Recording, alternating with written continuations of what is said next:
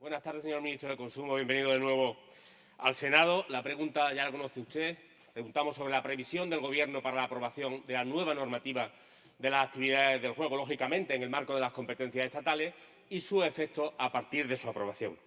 Y me va a permitir, señor ministro, que aunque se trata de una pregunta lógicamente dirigida a usted, la dirijamos también, apuntemos hacia esos cientos de miles de personas, cientos de miles de familias que en algún momento de su vida vieron cómo se truncaba su mañana, cómo se truncaba su expectativa más básica de felicidad y de vida, posiblemente por una adicción al juego. Una adicción que posiblemente ni recordarían cómo había empezado, o tal vez sí, qué sé yo, uno de esos bonos de bienvenida, esos sugestivos y carísimos bonos de bienvenida que nos venden una y otra vez cada vez que le damos a un botoncito en el televisor o cada vez que le damos al móvil o al ordenador.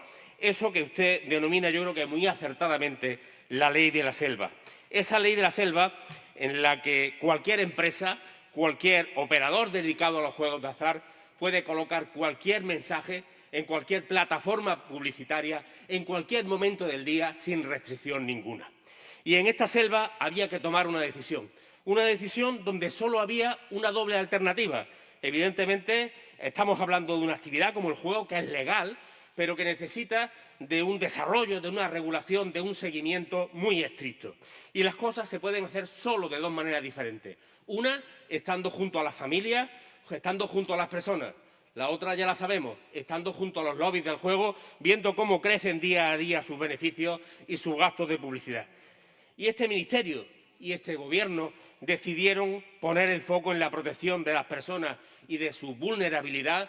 Precisamente habían pasado apenas 30 días desde la toma de posesión del Gobierno. Por cierto, para la otra vía, para la más cercana a los lobbies, no hay más que mirar al sur de donde procedo, donde la Junta de Andalucía exhibió una enorme agilidad para eximir de impuestos a los salones de juego durante la pandemia y casi al mismo tiempo vetaba en el Parlamento de Andalucía una propuesta del Grupo Socialista para impedir la proliferación de los locales de juego en las cercanías de los colegios. Señor ministro, es muy importante continuar avanzando hacia la configuración definitiva de esa nueva regulación del juego. Entendemos con usted y con el Gobierno que sin duda es necesario que todo ese sistema de protección de este terrible espacio de vulnerabilidad sea una realidad cuanto antes, porque como usted comparte posiblemente, hablamos de vidas, hablamos de proyectos personales que tenemos que conseguir que no se trunquen porque forman parte del corazón y de la fortaleza de este país. Muchas gracias. Gracias, señoría.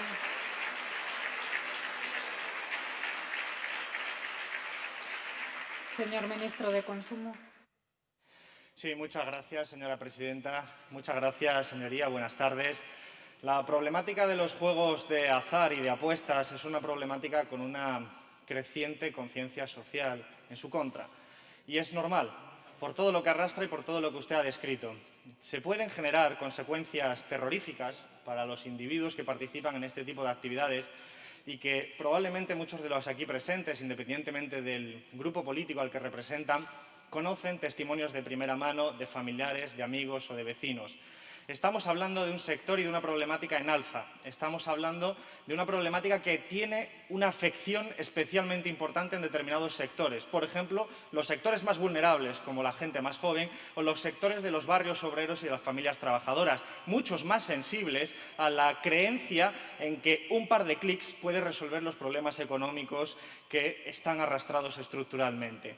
Por eso, por ejemplo, hay que alarmarse ante los datos como los que le voy a citar. En el año 2019, el 40% de los nuevos jugadores tenía menos de 26 años.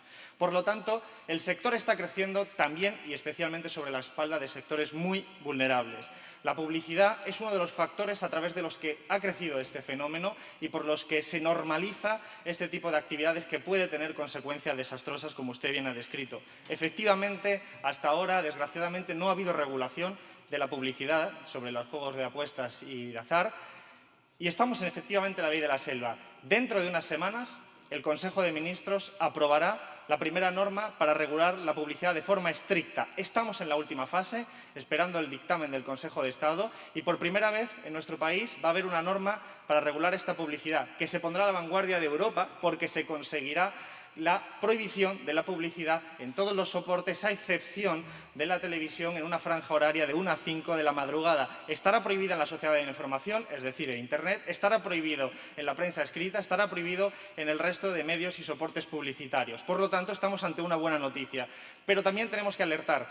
El problema, desgraciadamente, no se agota con el fin de la publicidad, porque estamos hablando de un problema social que nos interpela como sociedad frente al modelo de ocio que incentivamos en nuestra juventud. Lo que estamos haciendo en nuestro país es motivo de reflexión para todos los grupos políticos. Nuestras ciudades se han construido con calles que tienen muchas más casas de apuestas que espacios verdes y, encima, agravado por situaciones como el confinamiento, donde en la actualidad, por ejemplo, los espacios verdes y los parques están cerrados, pero las casas de apuestas están abiertas. Más allá de quién los haya puesto en marcha, tenemos que reflexionar porque estamos invitando a los jóvenes de nuestra sociedad a hacer un tipo de consumo que es un consumo problemático y al que tenemos que alertar, y que no se agota solo con la cuestión de la publicidad, sino con medidas integrales que este Ministerio está ya desplegando y que en los próximos meses podremos presentar. Muchísimas gracias.